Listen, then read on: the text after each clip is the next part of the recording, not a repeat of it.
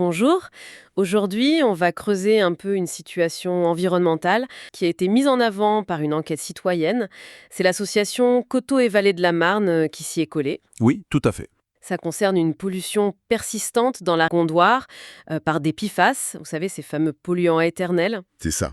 Alors, qu'est-ce qu'ils ont constaté concrètement dans la Gondoire? Les analyses, elles montrent la présence de pas mal de PFAS différents, mais le point vraiment clé, c'est que 15 de ces PFAS sont exactement ceux que la nouvelle réglementation, celle d'octobre 2024, oblige à chercher dans les fumées des incinérateurs. Ah oui, d'accord, donc là, le lien est assez direct. Disons que ça pointe fortement vers certaines sources, oui. Et ça met donc deux installations voisines un peu au centre des attentions.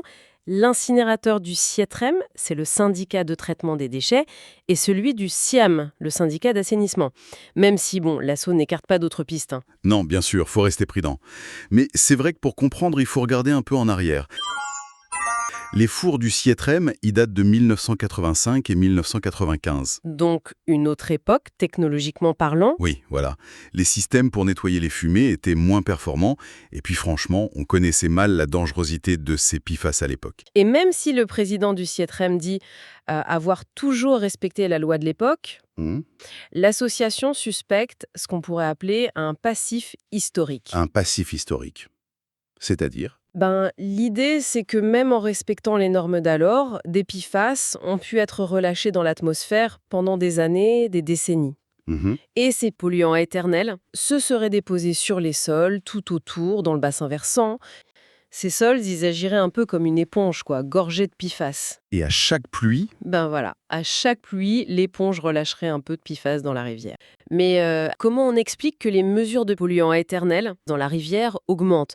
Si c'était juste le vieux stock qui se dilue, ça devrait diminuer, logiquement. c'est tout le paradoxe, et c'est ce qui est troublant. Ça suggère que cette éponge historique, elle est peut-être encore alimentée aujourd'hui. Donc la question des rejets actuels, elle se pose vraiment. D'accord. Et là, j'imagine que la température à laquelle on brûle les déchets devient un point clé, hein. Tout à fait. L'INERIS, l'Institut national des risques, recommande entre 1300 et 1400 degrés Celsius pour vraiment détruire ces PFAS. Et les usines en question, elles sont où par rapport à ça? Alors, le Sietrem, il fonctionne à plus de 1000 degrés. Le président dit que ça minéralise une majorité des PFAS. Une majorité. Donc pas tout. C'est ce que ça sous-entend, oui. Et le SIAM, lui, il incinère des bouts depuis 2013, mais à 850 degrés. Le président du SIAM dit, je cite, la compréhension actuelle du devenir des PFAS lors de l'incinération est limitée. D'accord? Il ajoute que les taux de destruction sont peu précis et que du coup les concentrations de polluants mesurées sont certainement sous-estimées. Donc il reconnaît qu'on ne sait pas tout, loin de là. Ah oui. Donc si je résume l'hypothèse de l'enquête, on aurait cette éponge historique, les sols pollués, qui continue de relâcher des PFAS. Et, en plus, cette éponge serait peut-être constamment réalimentée par des rejets actuels, même faibles, qui viendraient des deux incinérateurs. C'est ça l'idée, l'accumulation. C'est exactement ça, la combinaison des deux phénomènes, pollution ancienne et rejet présent. Face à ça, il semble y avoir une ouverture au dialogue. Ah oui? Oui. Le SIATREM a proposé un rendez-vous à l'association pour discuter et apparemment des échanges constructifs seraient en cours entre le SIAM et le SIATREM pour évaluer des pistes de mutualisation. Mutualisation de quoi? De traitement? C'est ça. Le président du SIAM a même précisé dans une réponse à l'assaut que l'objectif serait de, je cite encore, développer une filière de traitement plus complète et robuste pour l'ensemble des résidus solides. C'est une bonne chose si le dialogue s'installe.